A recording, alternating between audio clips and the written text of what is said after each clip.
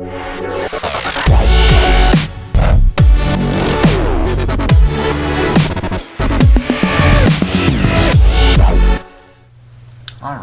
so hopefully you just finished going through the menus of inside the base.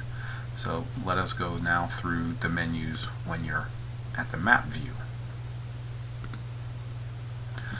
So here's a map view. Alright, some of the items remain. So as you can see, your bottom tab here remains, your chat tab remains, and up here you still have your resources that you can look at. So a couple things here of note. You got your banner that does come up every so often for information. This right here, for instance, is a continental speaker, they call it. So if you look at your chat, it comes up differently. This is a player that is outside of your zone that is speaking through a continental speaker. It can get a little, I don't know, a little much sometimes. But moving on now, this right here is your UTC clock that the game runs off of, with date and time. At 0000, so midnight, it is a game reset. It's a good thing to know because a lot of events go off of that. Here you got a world view.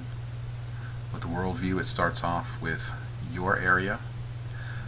This right here is the monument, which is the center of the map, and then it shows you the different towns, cities. So this is very important, and your location. If you wanted to type in some coordinates here, first coordinate is already a given, which is 673. The other two you can type in. You can then go over and look at something specifically. Right here it shows you different colors representing the different territories owned by guilds, and of course you got your key. But if you click on this right here where it says world, then you see the world as it really is. So this right here is all the different zones. So here you are in your wonderful zone of 673. New zones that just open, 678 for instance. But there are many, many different continents, many, many different zones.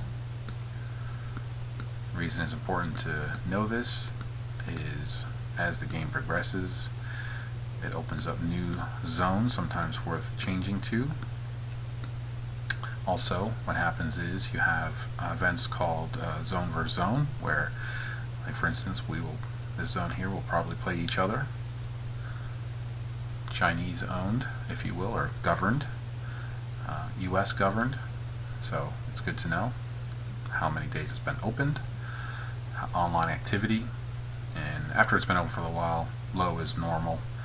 As you can see, a lot of them, it just happens that way. Everybody gets settled in. Big activity is in the beginning when it first opened. It's only been open 3 days. Activity begins to get a little heavy around certain events. So if you wanted to go look in a different zone, you can click on it, hit enter, brings you in here, and after that it's your ability to scan around and see what you see. See if you see people. Looks the same, you just have a little less, so you can't click on certain items. So you can click on this, which shows you territory owned by. But then if you click this symbol down here, this will put you back at your location. Boom, there we are, back in 673. So this right here is the coordinates. So anytime you're looking around the map, the center is always this. But it will let you know how far away from you it is. If you click on this icon here, it will help you find different things. You can either type in a specific location, you can search out different, as they call them, terrorists, and here, as you unlock certain things, you can find different resources faster. Click back on that, focus on us. So, as you can see, resource. This is how much is on the resource tile, what kind it is, level 2. Its location, is it controlled by anybody? And then if you click on this symbol here, you're able to basically send that information off to someplace, or with a star you can save it if I wanted to save that. So let's say I did, and I go up here to this, there it is. So it can be important, a friend, or an enemy, or all of them. And when you're done with looking at that, you can then click on the X. Yes, I want to delete the mark. So this right here is showing an example of a territory owned by another guild.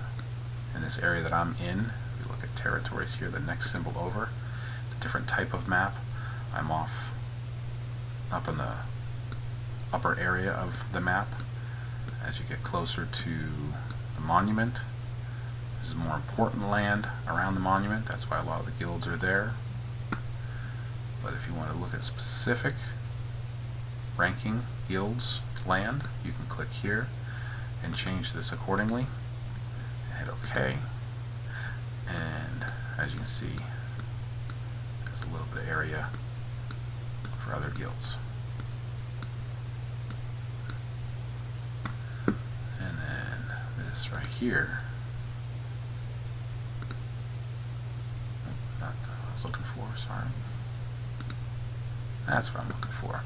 So this right here lets you know for the resources. Okay, very important. Go back to that. My mouse is a little sensitive. Sorry about that. And because of the way I'm connected, it wants to verify that I'm not a machine. So click back on that. So the different resource levels, very important. The resource levels 5 and 6 are, there's more resources per tile, and it goes out from there. So 4, 5, 3, 4, 2, 3, 1, 2, and that's at the edges of the overall territory, the zone itself. If we go out to the edge, as you can see, there's a border wall and no territory out there. So see, level 1 resources. And these right here, they are the terrorists that I was talking about. And when you fight them, they will give you certain rewards, and they utilize your action points, which, again, that's the other item that we'll go over later as we grow on our HQ size. And then we will zoom back. So there we are there. And if you click on a base, it pops this up, gives you the information of who it is, their strength, and items like that. And then you can enter, since it's our base, you can enter it.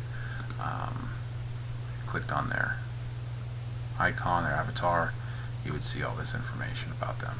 Not necessarily this stuff here, it's a little more condensed, but because it's us, we get to see that. So this symbol here is always important as well. I briefly showed that to you.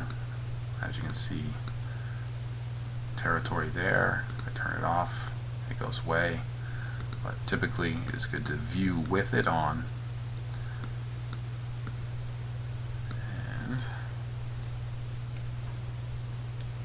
As you can see, that is our map.